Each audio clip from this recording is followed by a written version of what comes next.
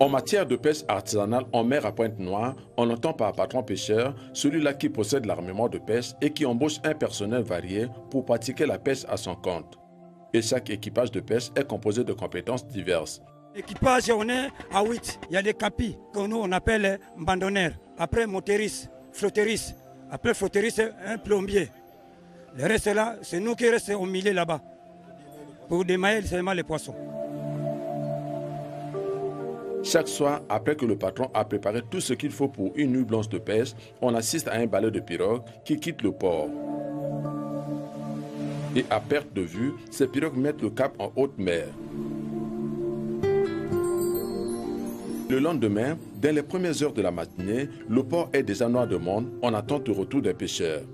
Et si à l'aller, le patron pêcheur peut s'absenter, au retour des pêcheurs, il a obligation d'être là pour superviser le déchargement et la vente du butin.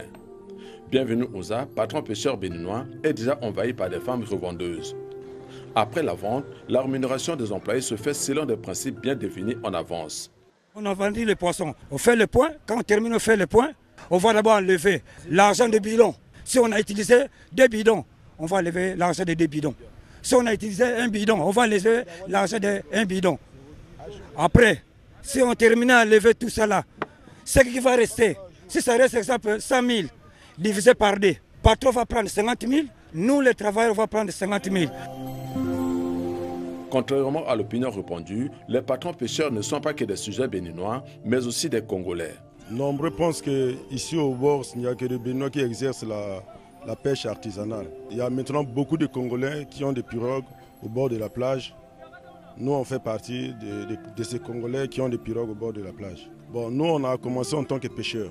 Avec le paie qu'on gagnait, on faisait les économies jusqu'à ce que nous sommes arrivés à acheter les matériels de pêche. Nous, on emploie plus les Congolais. Bien que pratiquée de façon artisanale, cette pêche contribue réellement à la réduction de l'activité des jeunes. Car de la pêche à la commercialisation gravitent de nombreuses activités lucratives. La pêche artisanale réduit le chômage parce que ici tu trouveras les transporteurs, tu trouveras les coromans qui transportent les poissons pour amener vers l'arrêt des cars, tu trouveras les moments qui viennent acheter pour aller vendre en détail.